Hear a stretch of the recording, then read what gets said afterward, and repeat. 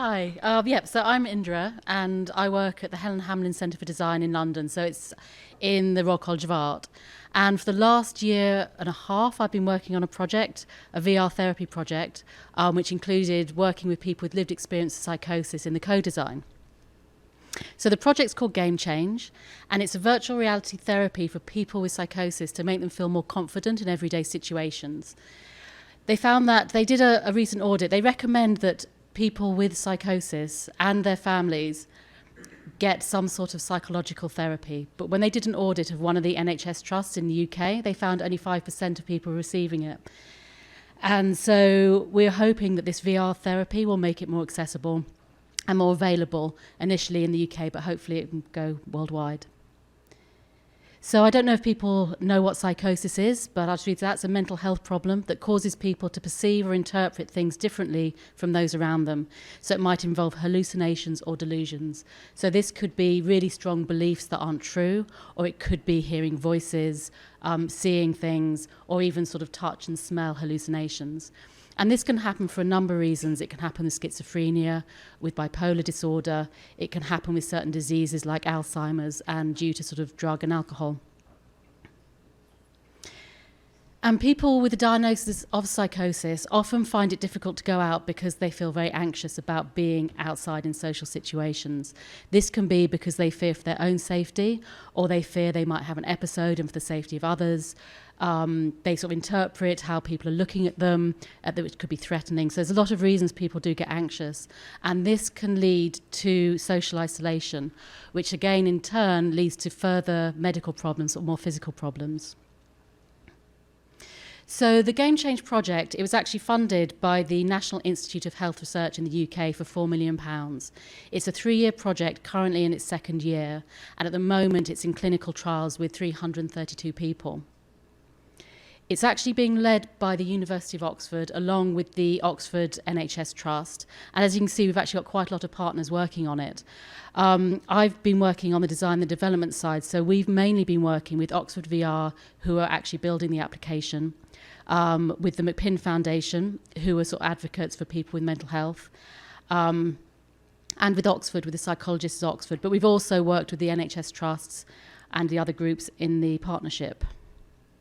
So just to briefly let you know more about the project, there are actually 4 work packages. I say there's the design and the development that I've been working on, but there's also looking at implementation and clinical adoption, establishing the clinical benefits of the VR treatment, and assessing the cost effectiveness. So this will happen over the whole 3 years.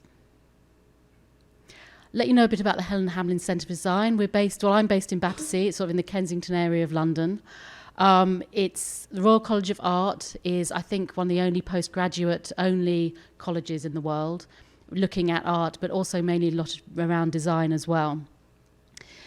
The Helen Hamlyn Centre, on this project, we were leading the work package 1, which is the design and development, and that's partly because our involvement from the outset of around inclusive design.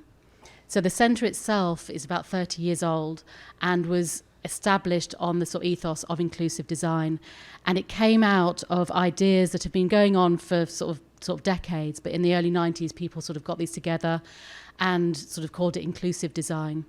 And one of the people involved in this, there was a symposium of applied ergonomics in the early 90s, and there Roger Coleman talked about aging and inclusive design for aging, and he was one of the co-founders of our centre, the Helen Hamlyn Centre.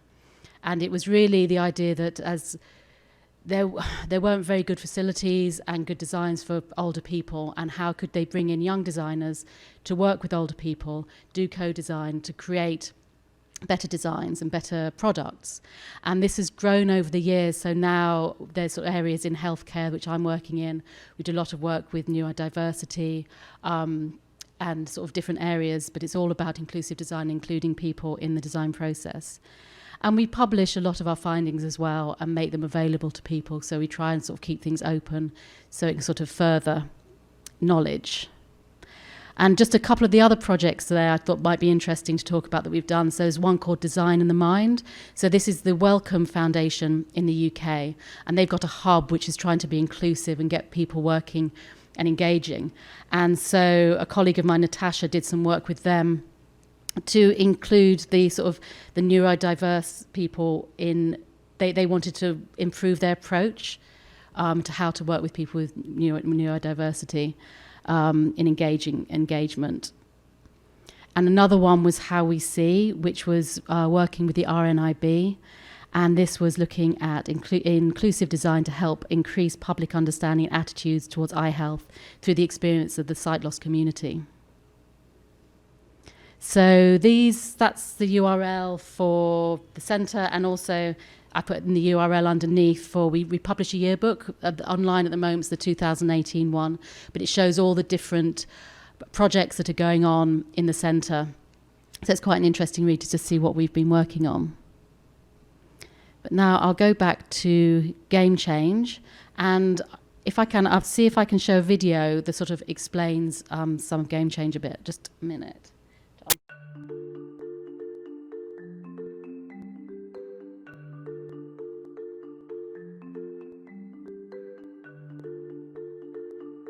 Sometimes people can't get out of the house to do something. They worry about it so much in themselves before they go out there, that is, that they feel they can't do it at all. So they avoid doing it. It's having like a pain in your chest all the time. It's a heavy weight on your chest, and you feel like worried to meet somebody or to go to see a GP or to go on the bus. It's very hard. I'd feel paranoid. I feel scared. It's about leaving the house.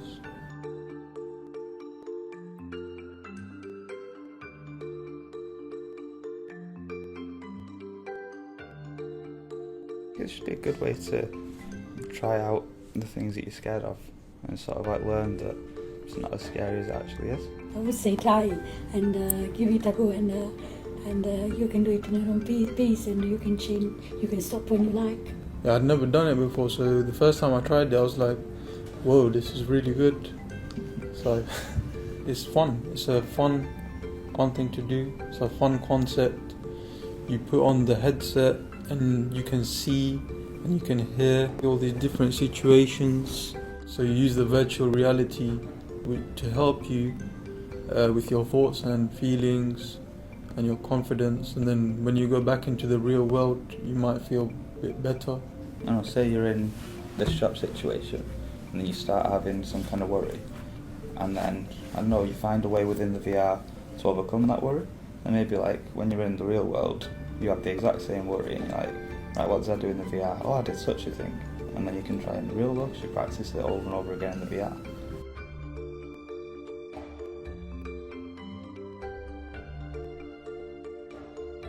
gameChange has basically been shaped in every aspect by the experiences of people who have psychosis.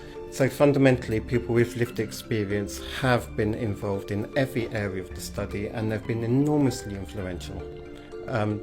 There is a group which has basically selected each of the different scenarios which are used in gameChange, including the GP surgery, the street, going to a pub, going to have a cup of coffee in a busy shopping centre. Those have all been selected by people with lived experience, and indeed what people do in those environments has also been massively influenced by workshops which have been held and meetings which have been held with people with lived experience of psychosis.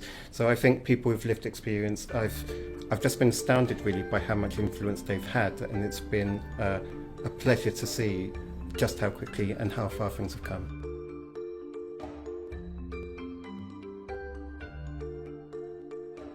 We're very excited about the gameChange VR therapy. It is an easy-to-use, step-by-step program to help people be more confident in everyday situations. But it's important we test it in a clinical trial to find out whether it works as we hope. 432 patients across 5 centres in England will take part in the gameChange trial. Half of the people taking part will receive the VR therapy and half will not. We then see how the people who've had the VR therapy get on compared with people who haven't had the VR therapy. Whether a person has the VR therapy is decided by chance. Everyone in the trial has an assessment at the beginning, which is then repeated after 6 weeks and 6 months.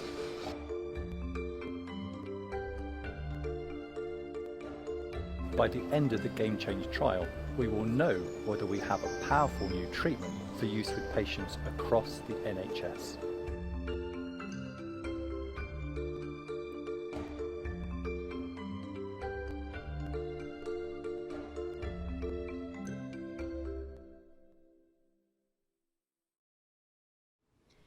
So gameChange is based on psychological principles. So we work very closely with a psychologist at Oxford University, and they've done some work before around this. So it's the idea that people with psychosis, to cope with going outside, will create defense behaviors. But these defense behaviors aren't necessarily very healthy. So it might be things like only going out at certain times of day, or looking down when you go out, not making eye contact, wearing dark glasses, wearing a hat. And not really engaging with people. So it means that their fears are sort of compounded because they're not seeing anything else. So psychologists will often take people with psychosis out to places they make them feel anxious and sort of get them to look around, get them to reassess their fears of being there, and hopefully they can then see that it is generally safe to be in those situations. It comes off the back of a sort of whole series of previous research, one that looked at automated psychological therapy to check that worked, and another which looked at the virtual reality of the treatment of persecutory delusions. So the therapy itself, as sort of said in that video, it is a self-contained therapy. So a virtual coach takes the person through the therapy. There are 6 different environments they can choose, which mentioned in the video. And for each environment, there are 5 levels. There's 5 different tasks that don't get cognitively more complicated, but get harder to be in. So you can imagine if you're in the pub, it starts off and it's fairly quiet and there's no one in there, or very few people in there. And the next level, there's more people, there's more sound. As the levels build up, there's more people, more noises around. And you might have to then interact with someone who might cause you anxiety. We're expecting people to do 6 sessions in this of about 30 minutes in the virtual reality. But I think it could be up to 8. And there's always a person with them. So there's always a support worker throughout while they're in the headset. So it's not something people would do on their own in the home. It is part of a therapy where they would have support, non-virtual support.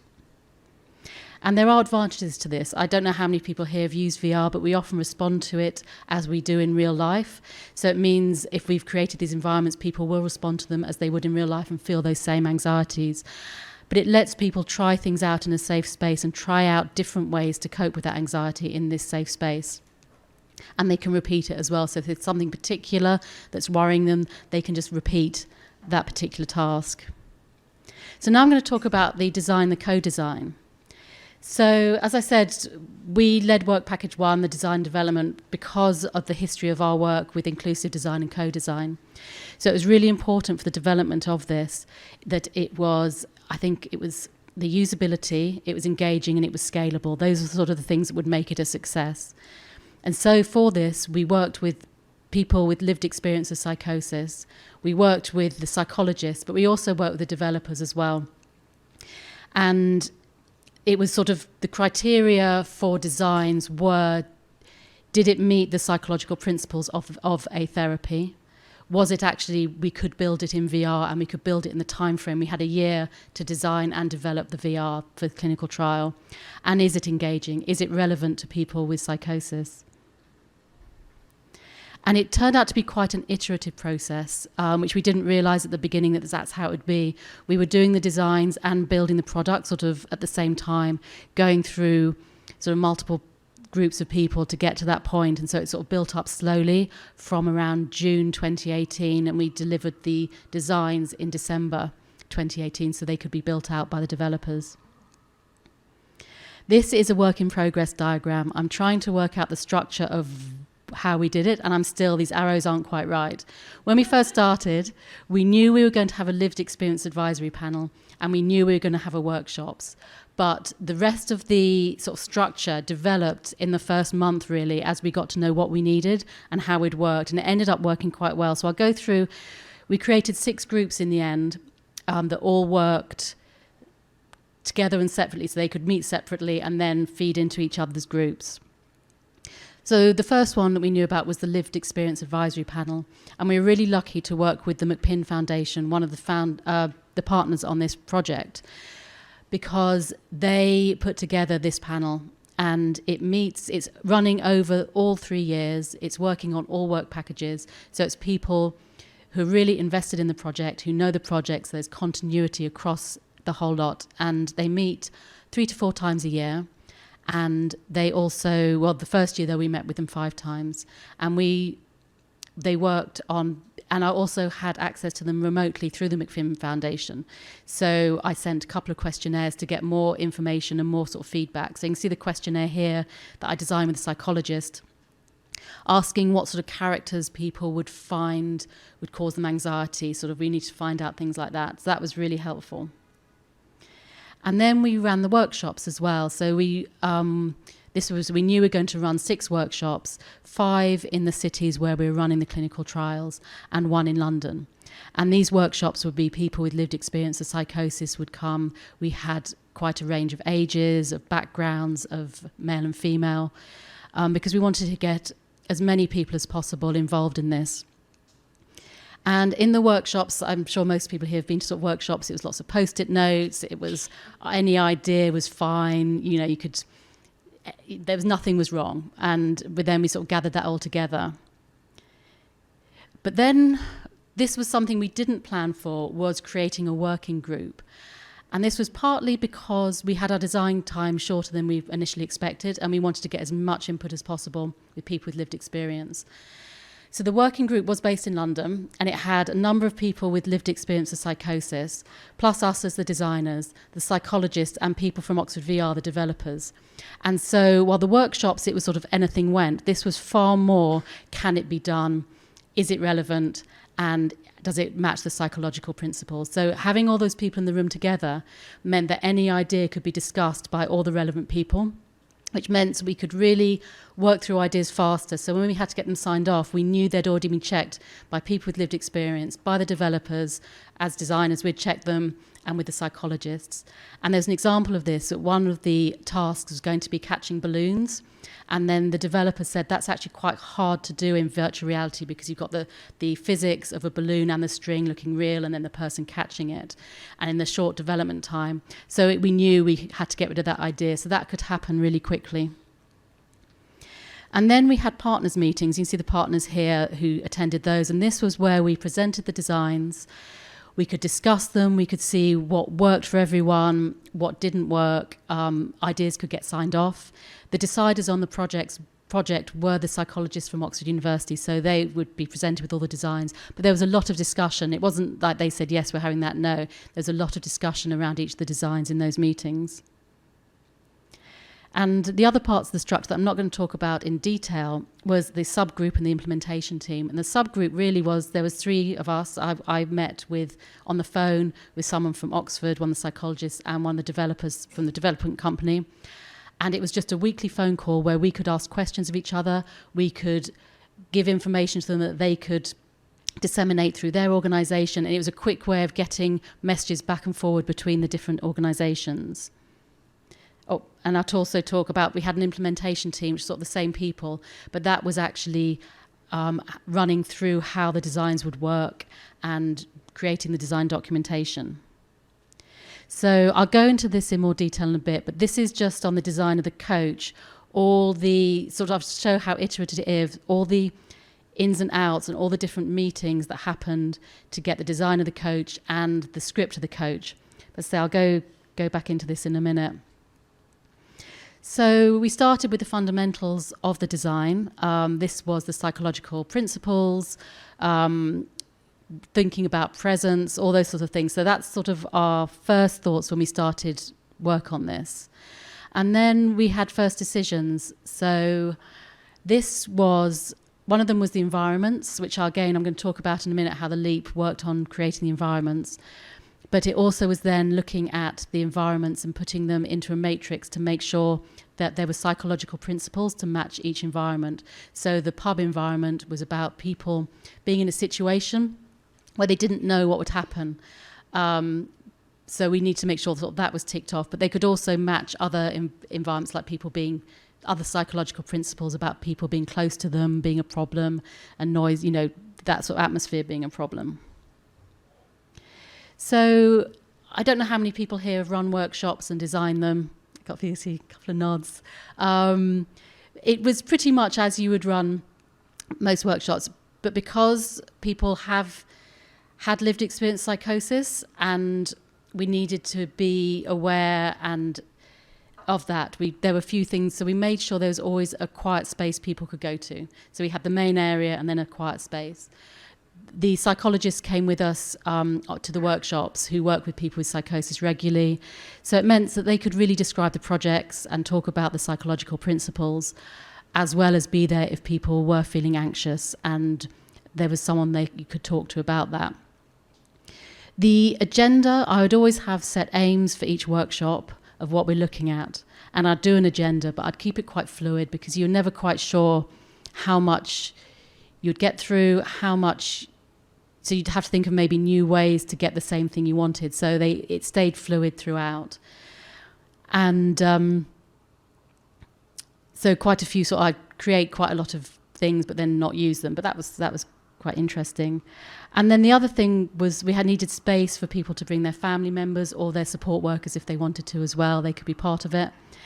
And everyone was given the opportunity to try virtual reality, and they did all try it, but it really wasn't pushed on people. It was an option that they could do or not. And we were lucky that Oxford had already created a therapy for anxiety, so we could use that as an example, so people could see what a therapy looked like, and then we could talk about designing it. And a lot of the work we did was on sort of solo brainstorming and then group work, so we could have that point where people who didn't feel confident speaking in public could get their thoughts across. Plus also some of the discussions afterwards were really useful. So when it came to designing the environments, we worked in the workshops on this, and we also sent out a questionnaire, but it was sort of, they couldn't be too nice, they couldn't be too nasty. It was sort of a general environment that you'd see anywhere, and again, couldn't be too London-centric. And with the character design, it was having characters who could trigger anxiety, but also just how many characters in that space would be a problem, and how close the sort of proximity of people, how do you build that up? With the task design, again, we did a questionnaire, but also we did one workshop looking at the cafe where people put post-it notes on different areas of the cafe, things that would happen in the cafe that would cause them anxiety and sort of trigger problems. And what was interesting in the process, some ideas that came out, we'd look at why those did, so we could then maybe change them to other environments if they didn't work in the environment they initially were talking about. And we did a lot of work on the script as well. This was partly looking at the language the coach would use, so it wasn't patronising. That word came up a lot. We don't want it to be patronising, and words like sort of well done didn't always work. But it was looking at how people wanted to give encouragement, how they would give encouragement to their friends if they were doing it. So it's sort of getting quite natural language. And so I'm just going to give a couple examples in more detail about how things were created. So the environments were done in McPinn ran a workshop early on with the Lived Experience Advisory Panel, and they looked at what caused them anxiety and also the social situations they wanted to be in but weren't confident to be in at the moment. And then it sort of voted on a top 10 list of those. From that, the psychologists and the developers looked at it and thought, we can't always develop everything everyone wants. So how can we create environments that fulfill these things that are in the top 10? So the 6 environments that were chosen sort of, while not necessarily always matching word for word what people had asked for, they fitted with what people wanted. And the next example I'm going to talk about is the coach design. So we did a workshop where we looked at what people would want in a virtual coach, what would they find supportive. And also the developers wanted to know if a coach could be, if it had to be a full-bodied coach, or if it could be in a sort of like a iPad-sized thing, or if it could be voice-only. So we did quite a lot of work on that in the workshops. And the voice-only went straight away because people who are hearing voices don't want a disembodied voice. It wouldn't work, it wouldn't be good. So, but then quite interesting, we went for the full-bodied because that was everyone's preference. But there was an interesting one where someone actually quite liked it in that sort of space because it felt like they could call on the coach when they needed them. It was like a pop-up, like having that phone. So it's interesting to get people's response. So I'm going to go back to this diagram again of the coach and how all the different meetings that went through it. And the first thing I've put in here is the things that aren't connected to the workshops. It's sort of the design research, the desk research, the analysis we did from the workshops, and the prototype. So that was all part of it, the design decisions, and the brought knowledge. And I think what was quite important for me, as a designer, you come in with your preconceptions of what you want to design. And I sort of put those and wrote those down at the beginning, because I think you will always bias what you do, and I didn't want to overly bias what was coming back. So I wanted to make sure what my preconceptions were, so I could put those to one side and then actually listen to what people were asking for and why they wanted it. So through June, July and August, we had a series of meetings, and you can see the first one's an all-partner meeting, and each meeting there's an aim. We had inputs from different places and outputs, and you can see the inputs then become the inputs for future meetings and future workshops. So you can see early on it was a lot of partner meetings, but then we had a workshop, then another partner meeting, and then another workshop. So it sort of went back and forward like that, sort of iterating through September and October. So through September, we really that's when we decided it was going to be the full body. Then through I think it was started in the Nottingham workshop in September, then in October in Manchester, it might be Manchester, we last started to look at the script and what the coach should say. And then that continued through November and the partner meeting. And in December, we had a meeting with the Leap where we talked about the script and also the coach and made final decisions. So it was just before Christmas break, we handed in all the documents, all the design documents. So for the implementation of this, I worked quite closely with Oxford VR and with psychologists from University of Oxford on, once we knew what the tasks were, we had to map out the task flows to make sure that everything worked. A lot of this was done on paper. I just did drawings, see where people would stand. And we also did use lucid charts to do flow diagrams so we could see where it branched. So if someone didn't complete a task, what would happen? But we also mapped out, so this was a mapping out of the bus, so we could actually see what does it mean if someone takes a step in VR, because we don't know the space that this would be delivered in, so we needed to make sure that one step wasn't too much, that it was within a certain area, but how far could actually someone get into the bus. And also it's things like the person has to pay when they get on the bus, which hand is the card for them to pay going to be in, is it going to be there all the time, so we could just act out those things to see what worked. And we also created prototypes. I was going to show a video, but I won't now. But this is one of the prototypes of the bus. This was partly, again, for us to work out what it would be like in that space, the sizes we could go in there, but we could also take these to workshops. So as it developed, we could actually start showing people what it was going to be like in gameChange. And then we created design documentation. This is a sort of overhead animation of one of the tasks, but we also created design documents for the developers that listed what happened in a task, the psychological principles for that task, what the coach was going to say, what other interactions with characters there would be, what objects needed to be picked up, what sounds, these sort of important things. So as the developers went through, if they needed to make a change, they could see the reasons why we'd put something in there and to see the importance of it. And if they had to make a change, it would match with the psychological principles. And then there was user testing. So it was sort of in the original plan that we had to sort of get 90% on usability and sort of engagement within it. So we started user testing, looking at, first of all, the glitches within the virtual reality application. But then it started just before the clinical trial started. The user testing, we got that sort of 90% that people did find it engaging and usable. So what's happening now and what next? The clinical trials are taking place at these 5 cities in England. They're running, probably they'll finish later this year, so hopefully around this time next year we should get the results on how effective this virtual reality treatment is. The other work packages, my work package, the design development is pretty much done, so I'm now working on a paper looking at sort of writing up what we did, but also sort of looking at other research. But the other work packages are still looking at how this can be used within the NHS and how the sort of road to that is. But what I found quite interesting, I was doing the design with people with lived experience of psychosis. Another organisation, Mindtech, they were working with the people who were delivering it, doing similar things, running workshops with them to see how they wanted it to be formed and how they would deliver it. So it wasn't just sort of pushed on them at the end. it was really thought out about how they would deliver it, and they were comfortable with delivering this therapy. I don't know if people run workshops, often questions come out that are really interesting that haven't been researched, and especially in virtual reality, there's a lot that hasn't been researched. So over this next year, I'm going to be looking at some of those questions that came out of the workshops. One of them was sort of how people can see how they're doing in a VR therapy in VR, so how they can track their progress. And you can find more information about the project, that URL, and it's also on Twitter. And thank you.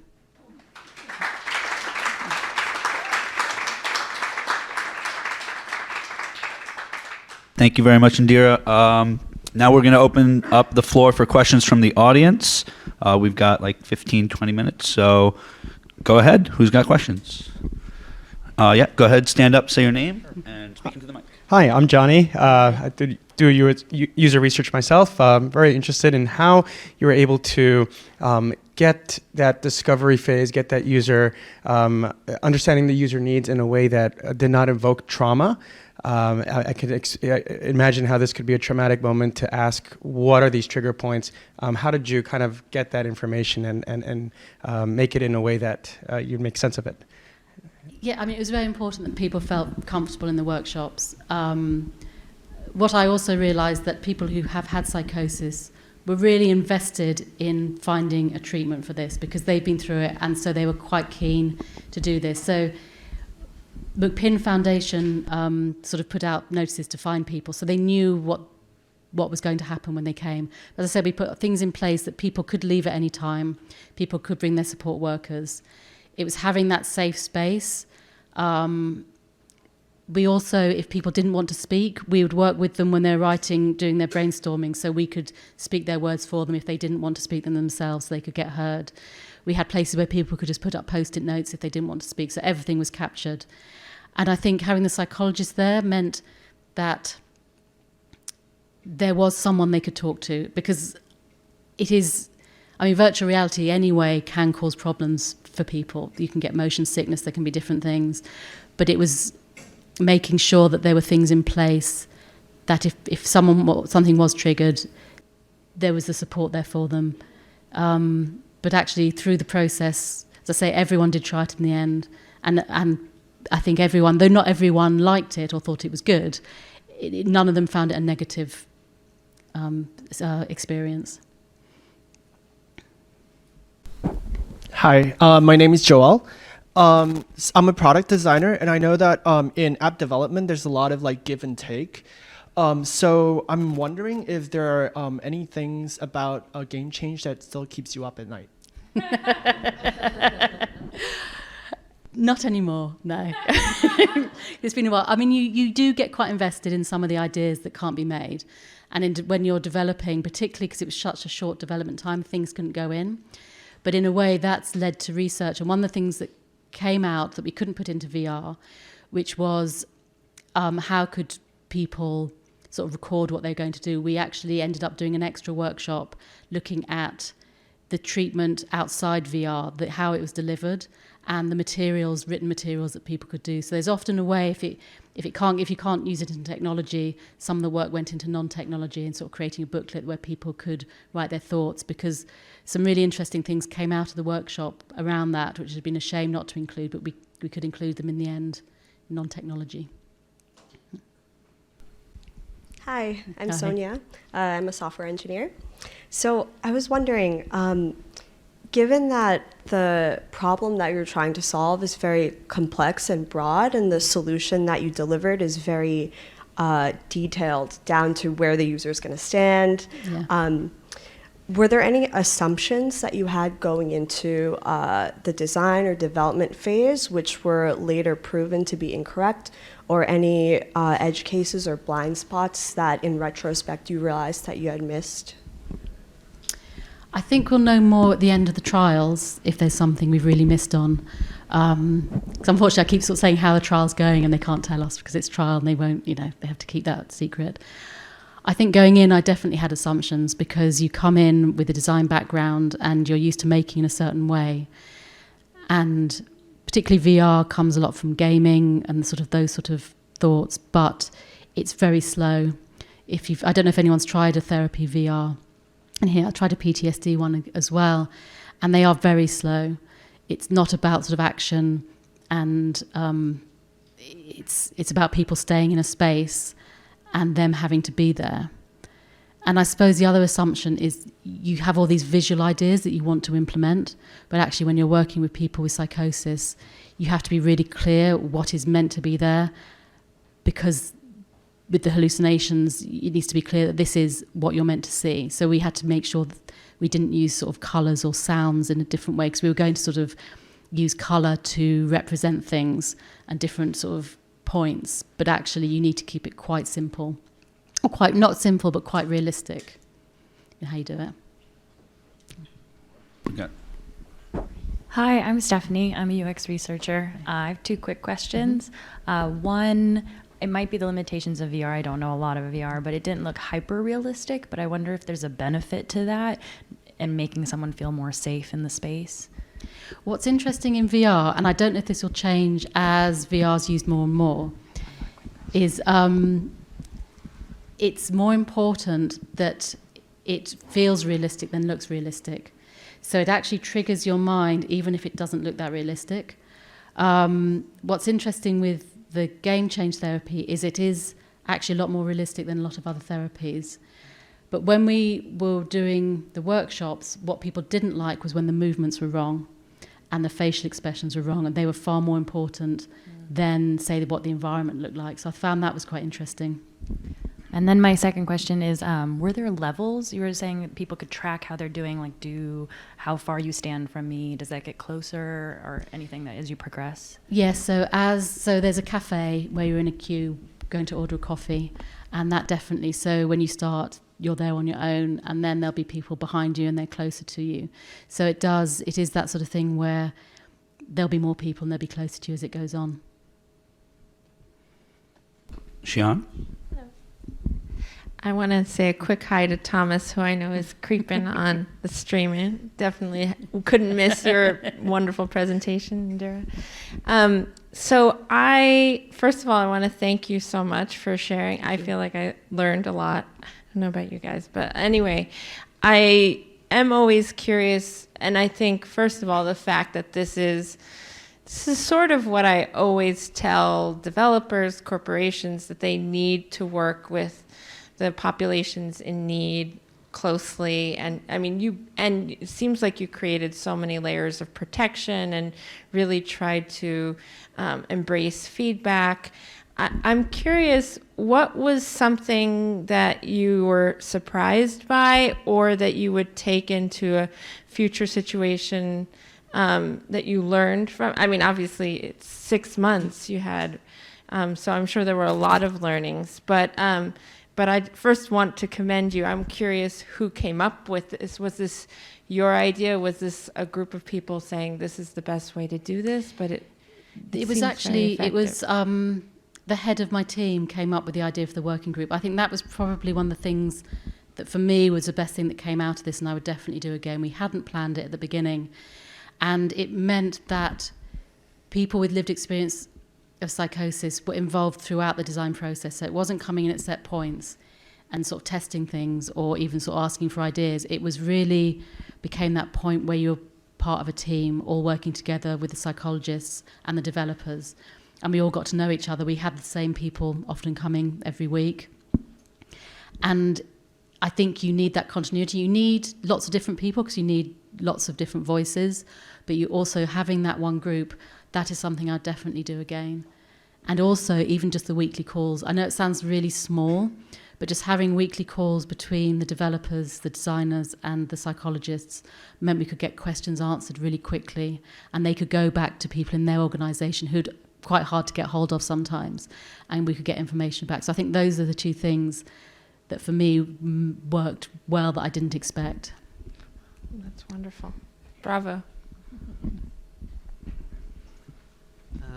Hello, my name is Shaishav, and I make 3D models like the ones that you saw there. Yeah. And I wanted to ask you something very specific as a patient.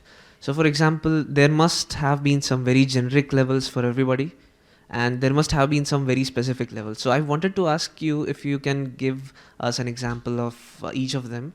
For example, I don't mind being outside, but when I get into an elevator, and if there is no one, then I'm anxious. If there are 10 people with me, then I'm anxious. I'm okay with 2, 3. Yeah. So if I come to you with a specific issue like this, how would you tackle that? Yeah, I think this is why we tried to, with the 6 different environments and 6 scenarios, this is why when we worked with people lived experience at the beginning and they came up with 10, we tried to include those 10 in the environments to make sure that there would be an environment. So people don't have to do all the environments. They can pick the one that they want to do and the one that causes them anxiety and that they want to be in. And I think that's quite important because at the moment it isn't tailored to a specific person. But, if it's the closeness of people in the cafe is a good one because you're having to stand there and you're having to order. If it's there's a shop where you have to go and buy things and you have a list of things you have to buy, so that can cause anxiety. They then got to queue and there are people waiting in the queue behind you and it's very slow. So we tried to create different things so hopefully whatever someone's anxiety is, there will be something within it that would trigger that and that they could work on. But I think because the nature of it at the moment, there might be people who think that there isn't something there, but I'd imagine for most people there'd be something within it that would help them. Question, one in the back. Hi. My name is Jen. I'm a UX designer.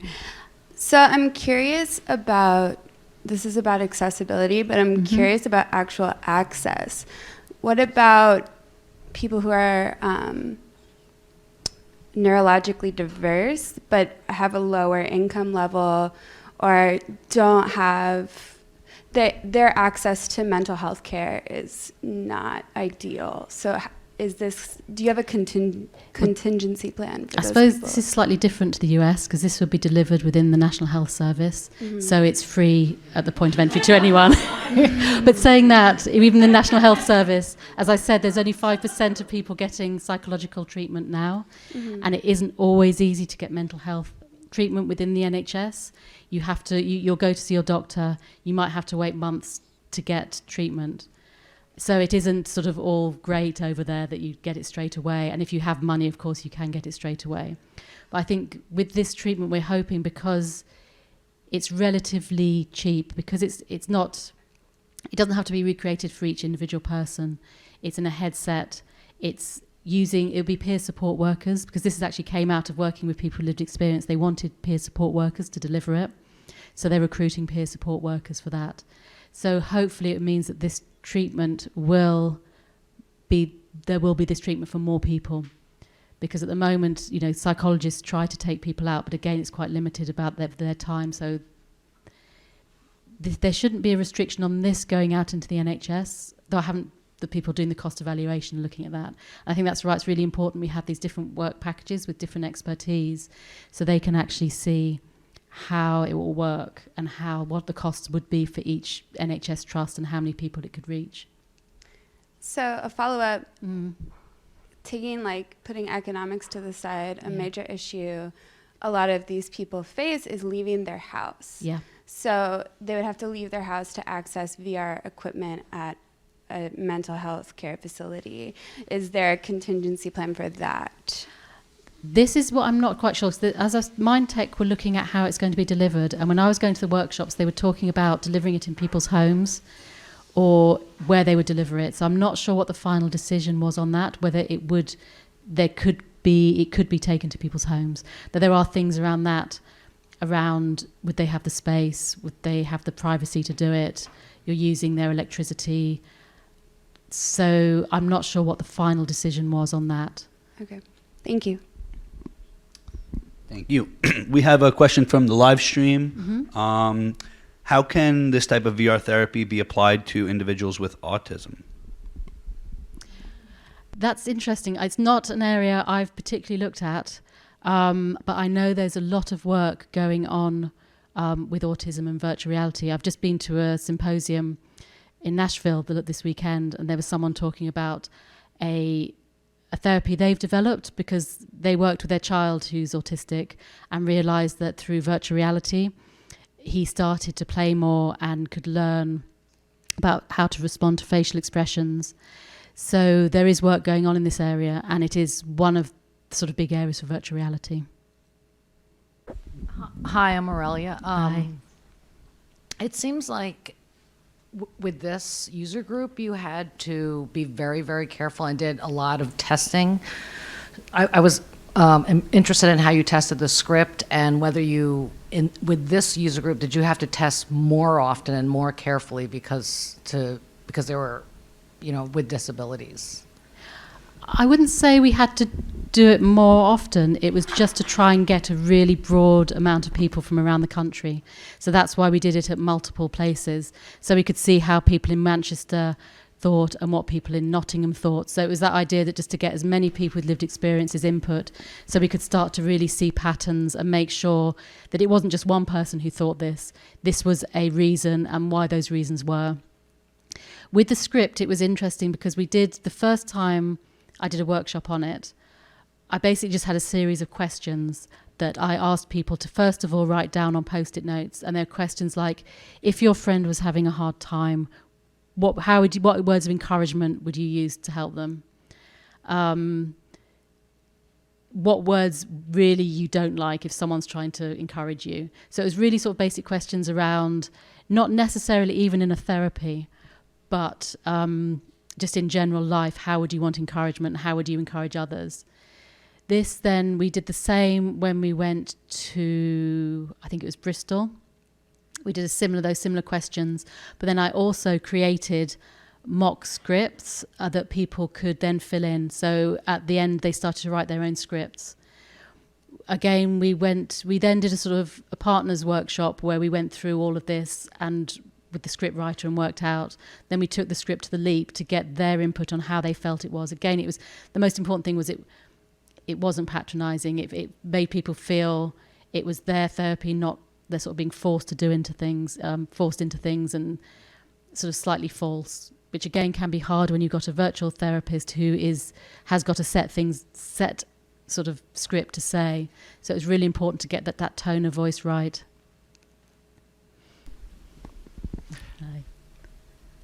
Cameron, you all met me already.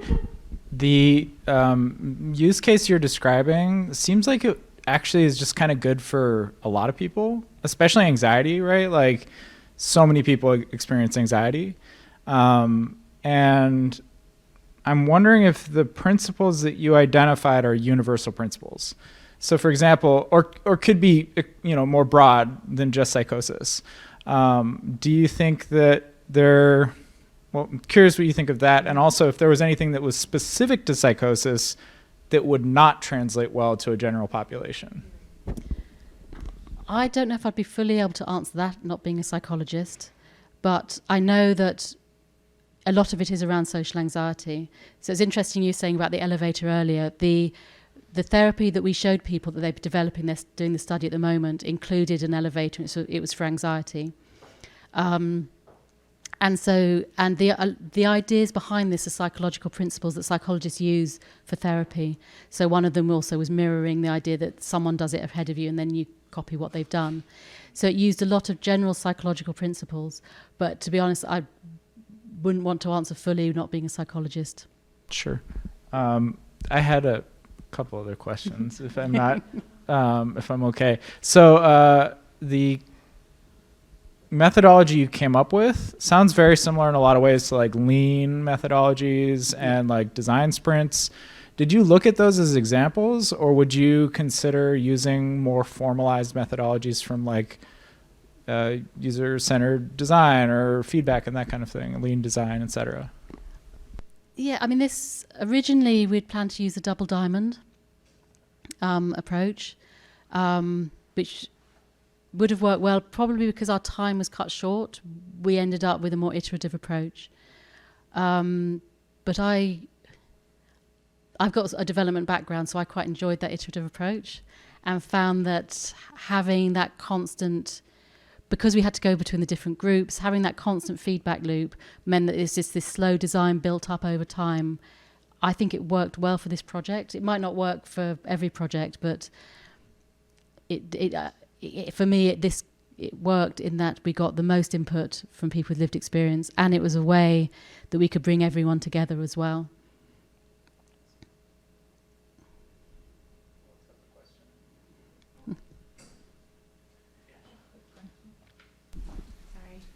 For the non-technologists in the room, what's double diamond?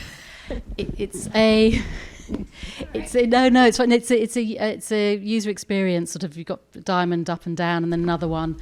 So it's sort of define. I should have got a graphic of it actually. Sort of discover, define, and then so you start off small in the discovery phase, and you just go out big, and you're like anything's possible, and then you make that into a definition of actually what is it we're going to do. And then you go out again, how are we going to do it? And you go out again, it's sort of all big. And then you go down into the last end of the diamond, and it's going to go into... Which does work really well. And I suppose in some ways, because a lot of this had already been defined, because we knew it was going to be a VR therapy, we knew it was going to be a coach and the sort of basic structure, a lot of that definition phase had been done. So probably that's as well why Double Diamond didn't work in this case. Hello again. I'm curious as to the feedback loop. I know it's currently being evaluated in England. I'm curious if you had any feedback loop mechanisms in place of how reporting looks like and what progress looks like in the end. Yes, so for the design, as I said, we had sort of this criteria of usability and engagement. So we got people, I actually haven't got them with me, a number of questions that they had to answer when they tried it, and to get basically positive responses to those.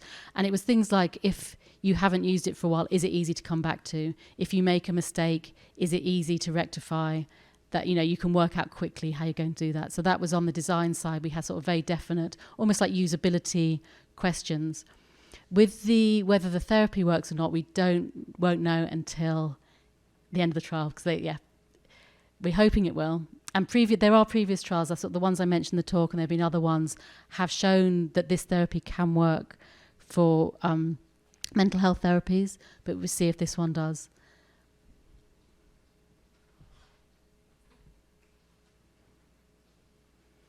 Any other questions? Yes. Hi, sorry, just one last question. When you had people with psychosis in your working groups during the design and development phase, how many people were there, and how did you decide on the right number of people for it to be a representative enough sample? Yeah. So, and there were people with lived experience, so most people weren't really ill still, so they were at the point of recovery and better. So that's in total, I think 53 people with lived experience psychosis were involved in the design of the project. When we ran the workshops, there was between 6 and 10 people. And in the weekly meetings, there was about 4. And in that, we'd have 4 people with lived experience. There'd be me as a designer and sometimes a colleague who was a designer. We'd have 1 or 2 psychologists, one of the developers, and normally someone from the McPinn Foundation came along as well. Is there someone here? No. Hi, my name is Brianna. I'm a UI UX designer. Thank you so much for this. My question is, if the trials don't go well by a certain standard, how will you iterate on this? What will change if that's the case? Do you know, I'm not sure about that. We were funded for the 3 years, so this project runs in. I don't know if they came out and found there was something that didn't work, but it was a technical thing, I think that could be fixed. If it didn't work as a treatment, I think that'd be something different, and maybe they'd look at a different approach. But I don't know what would happen with the treatment as a whole if it didn't work. Thank you. Okay. Well, if there are no other questions, I'd like to thank you again, Indira. Please join me in thanking Indira Knight. Thank you.